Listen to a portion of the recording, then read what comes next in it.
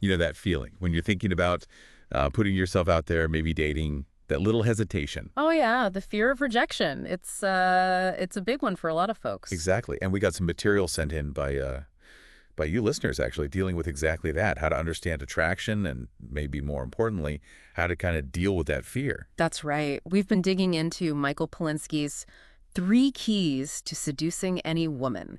It's this special report from highstatusmail.com. Right. It's from 2002, the copyright date. So it's kind of a fascinating snapshot, isn't it? You wonder what holds up, what seems dated. Yeah, 2002. And okay, that title, Seducing Any Woman, it definitely makes you pause. Maybe raises an eyebrow. For sure. But let's be super clear what we're trying to do here. This isn't about, pushing manipulative tricks or anything like that. No, definitely not. It's about trying to understand the psychological ideas Polanski's putting out there. Our whole mission with this deep dive, really, is to see if we can pull out some insights that might actually help with confidence, with figuring out attraction, rejection, that whole messy area. Exactly. We're looking for those moments where you go, okay, that's why that feels scary. Or, maybe that's part of what attraction is about. Yeah, those aha moments.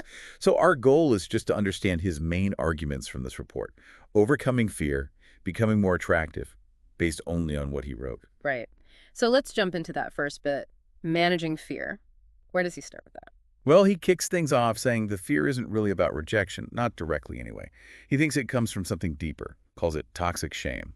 Toxic shame. Wow. And how does that connect to dating? He argues it gets kind of tangled up with our completely natural need for, affection, connection. Okay. Yeah. So like maybe early on something negative happened when you showed that need, and now the two feelings are stuck together. That's the idea. He says they get joined at the hip. So wanting romance triggers the shame because expressing that interest means showing you want affection. Which your brain has somehow learned is shameful. Right. So the easiest way to avoid the shame is just don't show the interest, avoid the whole situation, shut it down. It's a defense mechanism, basically. And he makes this point, right, that the fear isn't just hearing no, it's what putting yourself out there reveals. Yeah, this like perceived weakness or emotional neediness. That's what feels shameful and scary deep down. That's a really interesting framing, that it's about how you think you'll be perceived. He even mentions how some people build walls, maybe act superior or look down on others who are more open about wanting connection. It's all about protecting themselves from that hidden shame. Complex stuff. But he does offer some hope. Says it's not like a life sentence. Understanding why you feel that way is the first step. Right, self-awareness. Okay, so from understanding the root, where does he go for advice? What's the practical side? He uses this analogy, an NFL quarterback, American football. Yep. He says quarterbacks lose confidence when they force the ball. Throw it to someone who's really well covered by the other team.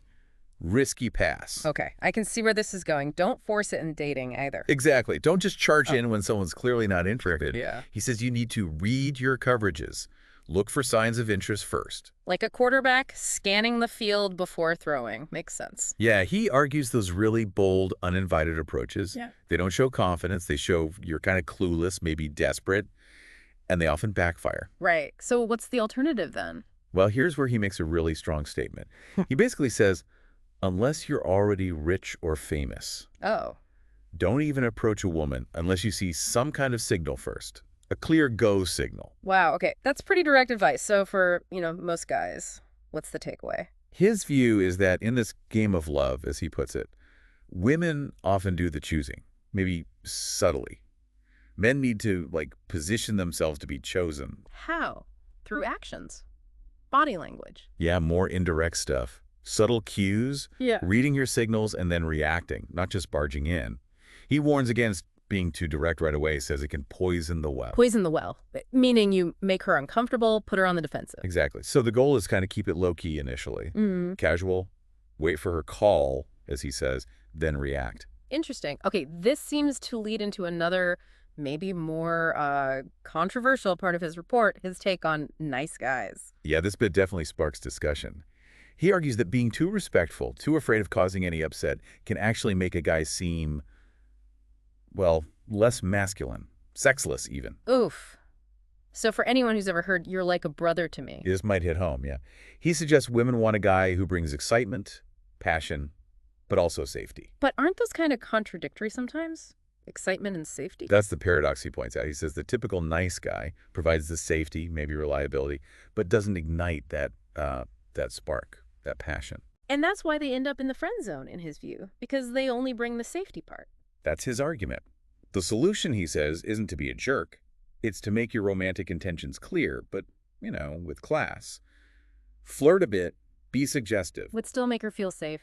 Crucially, yes.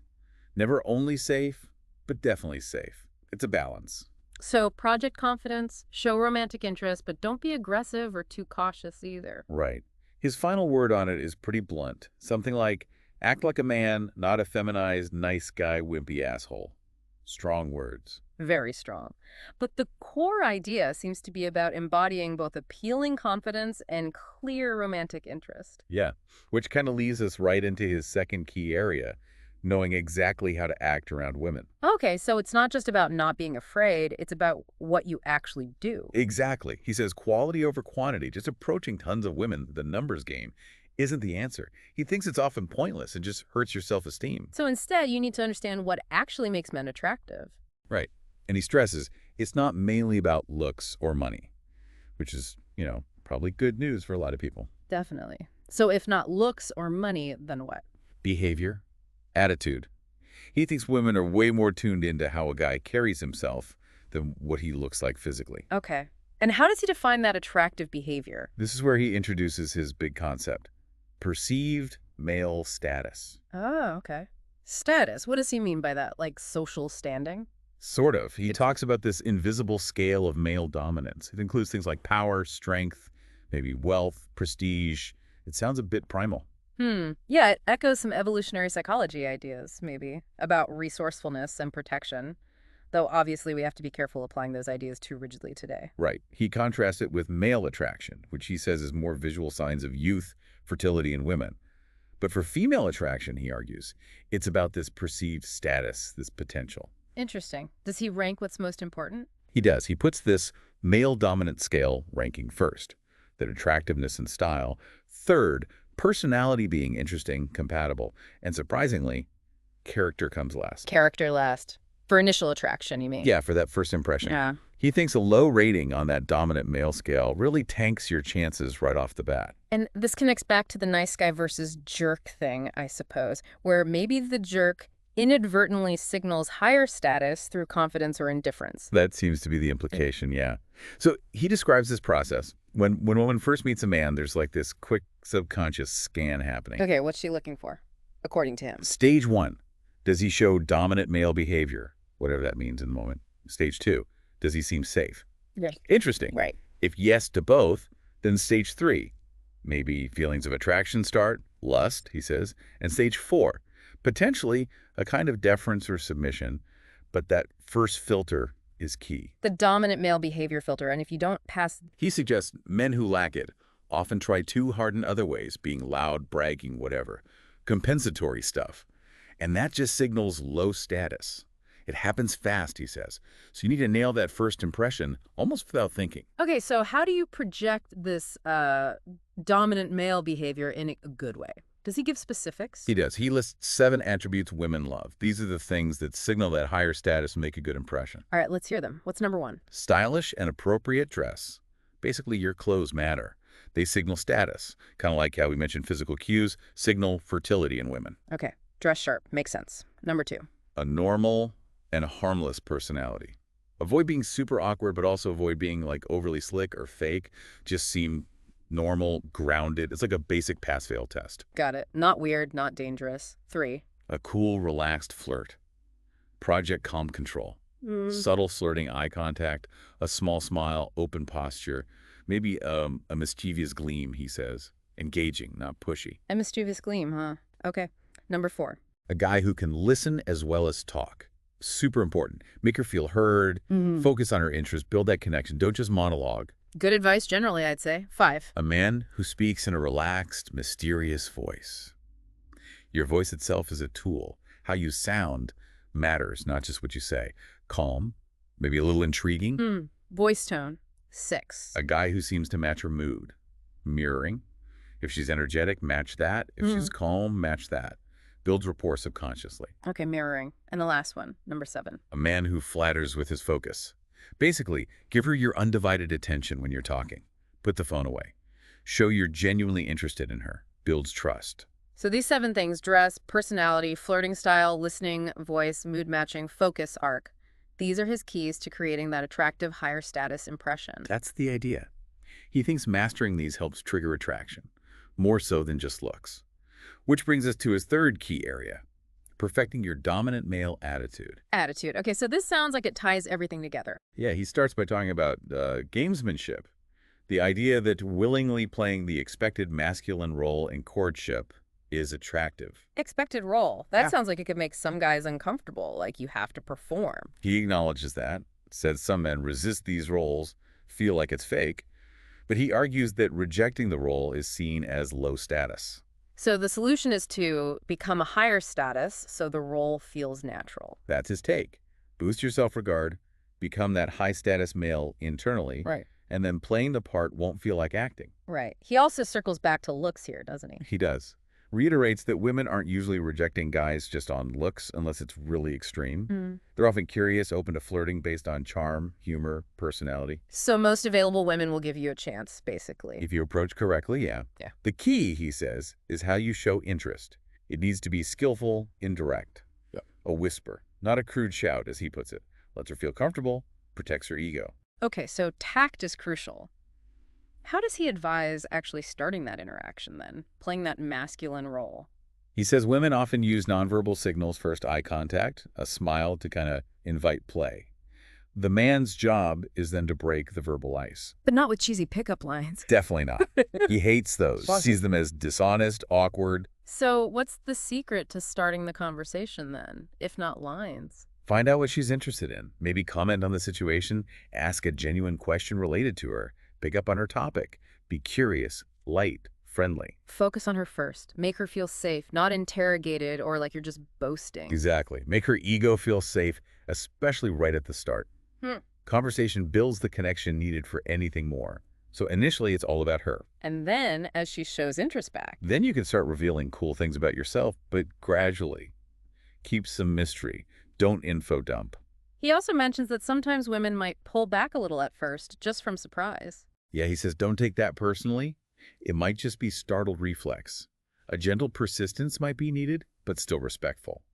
He thinks most women are actually flattered by a classy approach from a classy guy. And don't trivialize the whole thing, right? He thinks men who act like the whole dating dance is silly are less attractive. Yeah, he sees taking the dance of seduction seriously, in a way, as part of that attractive masculine role. Yeah.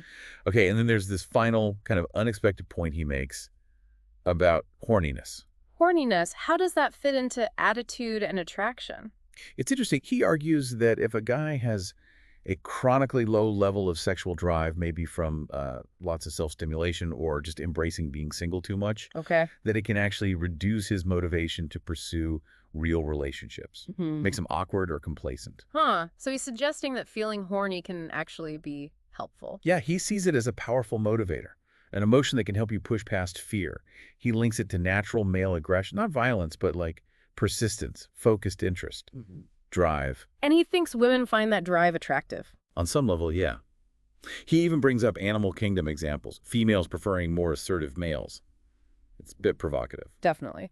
So what's his practical advice here? He suggests maybe experimenting with reducing self-stimulation, letting that natural drive build up a bit. To see if it shifts the balance. Less fear, more motivation. That's the idea. Might make interactions feel different, more charged, more confident. His challenge is basically let your horniness manage you for a change instead of always controlling it. Wow. Okay, that's certainly a unique perspective to include. It is. So wrapping up the main ideas from Pilinski we covered, there's that toxic shame idea behind rejection fear, the huge emphasis on perceived male status and specific behaviors, and then the surprising angle on managing sexual drive. Quite a framework he builds. Lots of strong opinions, very specific advice from that 2002 perspective. For sure. And it leaves you thinking, doesn't it? Like if you consider his perspective, how might understanding these maybe more primal dynamics he talks about affect other parts of life? Not just dating, but maybe general confidence, social stuff. That's a great question. Or, if that fear of rejection really does have roots in that deep shame he describes. What's like one small thing someone listening could actually do today? Just a tiny step to maybe start addressing that feeling underneath it all. Yeah, definitely some food for thought there. Absolutely. This has been a really interesting look into Polinsky's three keys, Yeah. offering one specific viewpoint on these really complex topics, worth reflecting on for sure. That was the deep dive, turning your information into insight.